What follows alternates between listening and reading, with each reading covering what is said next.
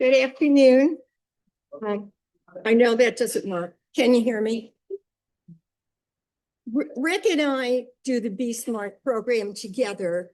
I'm Mary Bybee. I'm retired from the Department of Veterans Affairs. I joined Moms Demand Action for Gun Sense right after Sandy Hook. That I was like, I have to do something. I was torn apart by that. And so I joined Moms Demand Action. And as a member of Moms, I have learned that we have this program called Be Smart, which is a way to emphasize gun safety and try to lower the amount of gun deaths for children. One other thing I'm going to tell you. We are used to doing this program pop-up, like in a gym or in somebody's office or whatever. We don't have a neat setup like this. And I didn't know we were going to. So you have little pictures of what's on the slides if we were doing the PowerPoint. And so there's no point in looking unless they figured out that you like to look at us the whole time. So I will start with Rick, but first let me say, Be Smart is a program developed by Everytown for gun safety. It's a support fund and it brings together parents and adults concerned about kids, guns, and safety. Rick? Well, introducing myself, I'm the second banana in this program, but for what it's worth, I'm a retired sales engineer. I do not have, I personally own a gun now, but I have had experience with it, having been in the Army and was trained to shoot the M16. And crazily enough, I was also trained to shoot a M50 machine gun. So I have some idea of how deadly and powerful firearms are. Slide number 3 in your program is where I'll start, and it basically kind of brings us all together for things that I know we all agree on. Number 1, we all want kids to be happy and healthy. I'm sure we can agree on that. Number 2, we each have the right to make responsible decisions about how to protect our families, our homes, and our communities, including whether or not to have a gun in the home. And number 3, if we can prevent even one child death or injury, it's our responsibility to do so. We're not here to talk about politics or laws, so let's just set those aside.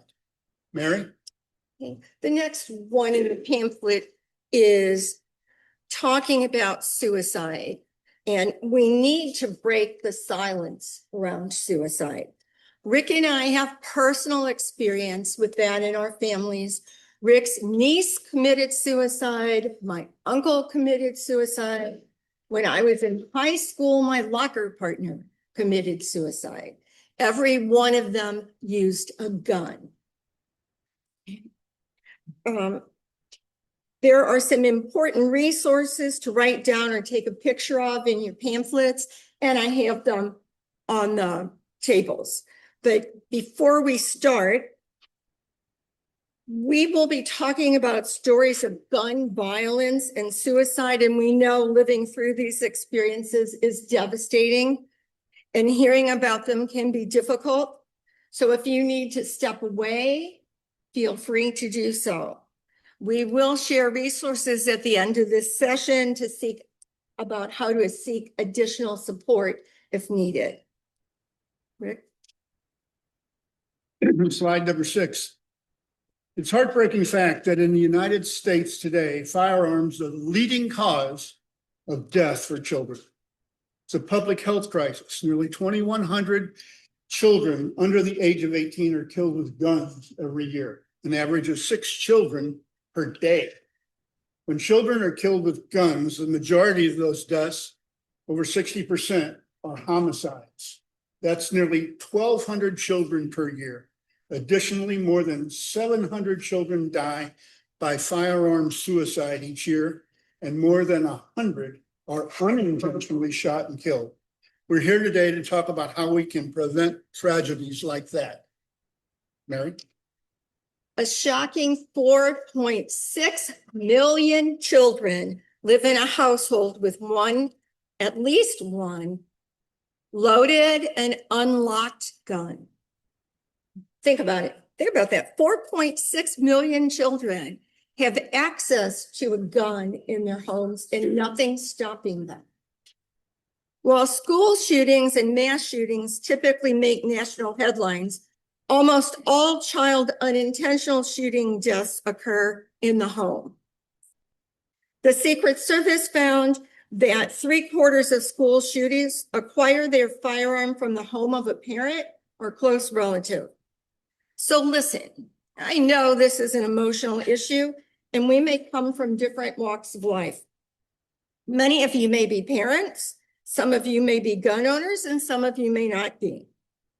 Some of you may have had a personal experience with guns, and some of you may have been impacted by gun violence. We believe that most gun owners want to be responsible gun owners. So we are here today to talk about what all of us, gun owners and non-gun owners, can do to make sure children and teens do not have unsupervised access to guns. Moving to slide 8. I want to take a few minutes to talk specifically about consequences of unsecured guns, what it looks like in our community. On this slide, you'll see just a few headlines from stories from across the country, although we know there are many incidents that go unreported. All 4 of the stories you see there show the fallout of when young people get their hands on unsecured guns. No story is quite the same, but all are tragic and all are preventable. Mary?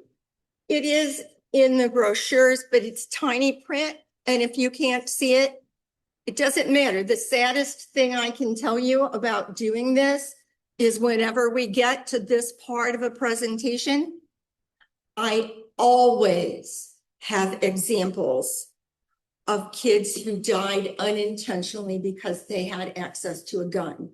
You can read it in the paper every day. You can see it on TV at night. But we can take action in our homes and our communities to keep kids safe. So even if you don't have a gun in your home, or if you do and you know that you're already practicing safe, secure storage, what can you do right now? You can learn to be smart. Going to slide 10. Let's start with the S in SMART. It stands for securing your guns in homes and in vehicles.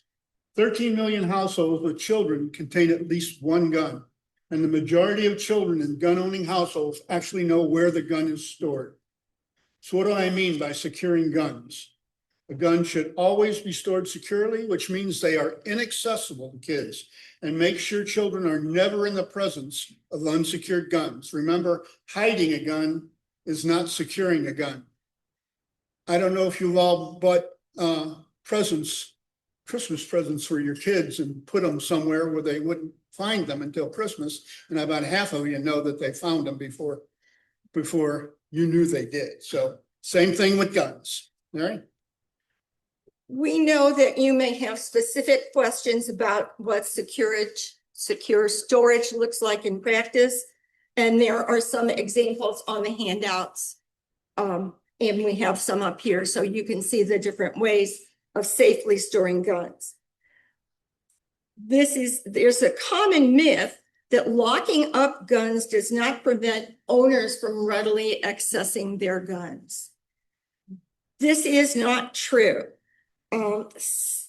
It does not negate the purpose of owning a gun as self-defense. The reality is there are many affordable options for secure gun storage that provide owners with access to guns in a matter of seconds, while still preventing access by children and people at risk of harming themselves or others. Further, it is possible that unsecured guns may actually increase the likelihood of crime and violence through an increased risk of gun theft. Did you know that hundreds of thousands of guns are stolen every year? It's important to also remember to lock up any guns in cars too. More than half of stolen guns are taken from cars. Just putting a gun under the seat or in the glove compartment is not considered safe storage. There are gun lock boxes available for purchase at most retail and sporting goods stores. Moving on to slide 13, we go to M.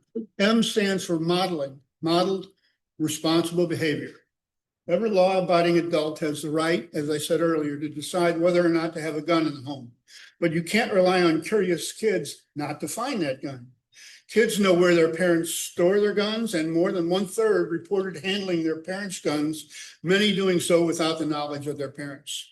Nearly 1/4 of parents did not know that their children had handled the gun in their house. It's always an adult's responsibility to prevent unauthorized access to guns, not a curious child's responsibility to avoid them. Talk to your kids about gun safety, but remember that's just a precaution, not a guarantee. One study found that young children who go through a week-long gun safety training program are just as likely as children with no training to approach or play with a handgun when they find one. Modeling responsible behavior means that smart adults make sure that kids don't have the opportunity to access guns. That said, we know you can't control the environment of your child all the time. So you should teach them not to touch a gun if they come across one, real or pretend, and give them the tools to get out of a dangerous situation and to alert you, an adult. As an adult, it's your responsibility to do everything you can to prevent them from getting into a dangerous situation to begin with. Mary? As we've mentioned, there are approximately 4.6 million US children living in a household with at least one loaded, unlocked gun. That's why you need to ask about firearms in other houses your child visits. That's the A and be smart. For parents and caretakers in the room, what are some of the things that you ask about before allowing your child to go to a friend's house or to another home? Food allergies is a good one. Anything else? I have grandkids. I have grandkids and I'm a mom demand action grandma. And so my daughter-in-law lives in a neighborhood with a lot of people who have guns, which is sensible because a lot of them are retired military. They're familiar with guns. But I said to her, you need to ask, Gina, before you let the kids go play at somebody's house, ask if they have guns. And she said, I would be embarrassed to do that. And I said, tell them your mother-in-law is a witch. And she makes you ask. I can vouch for that, by the way. Go ahead. Okay, going to slide 15. Asking about guns in the home should be as natural as asking about any other safety issue. Seems awkward at first, trying, but making it part of your general safety conversation, you might try asking via email, or if you're uncomfortable at text at first. And there are examples for people who don't know how to approach that. I might add, when I was a kid, nobody asked any of these questions. It's like nobody ever had a peanut allergy. I mean, it wasn't something that parents were aware of in ways to protect their kids. And certainly I didn't know anybody who had a gun when I was a kid. But now I do, and now I think it's important. The R in Be Smart is about recognizing the role of guns in suicide. Access to a gun can mean the difference between life and death. As our children get older, you may need to consider taking another look at your storage methods. If you've been using a simple cable lock, you may want to think about getting a gun safe. We all know how curious children can be. So as they get older and more resourceful, you will need to act accordingly. I might add that when I needed a scissors at my daughter-in-law's house, the 6-year-old said to me, I know where she keeps them. And he went and grabbed a chair, put a box on top of it, climbed up, and reached behind everything that was on top of the refrigerator. And I'm like, who knew? No, I didn't see that coming. So kids are resourceful. Another thing though to worry about, and we're talking about recognizing the signs that someone is thinking about suicide. If you know that some loved one of yours is in some distress, there are things that you can do. It's important to consider that firearm suicide is uniquely lethal. 90% of suicide attempts using a gun end in death. Certainly that's what happened to all the people that we know. Half of the suicides in the United States, half of them are gun suicides. 70% of people who survive a suicide attempt will never attempt suicide again. And I might add here, we update this program, not us, but every town for gun safety updates this program with the latest statistics all the time.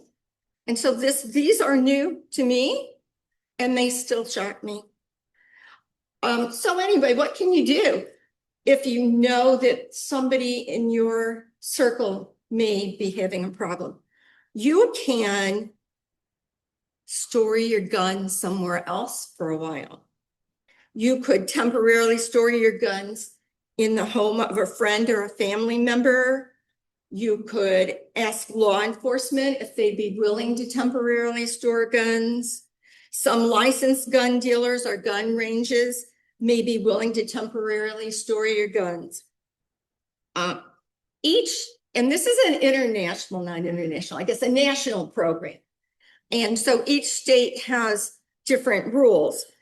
But if you are asking someone who's a friend or family member to store guns for you, to manage the risk that that friend or family member might be in, you should lock any guns that you transfer and not provide the key or the code.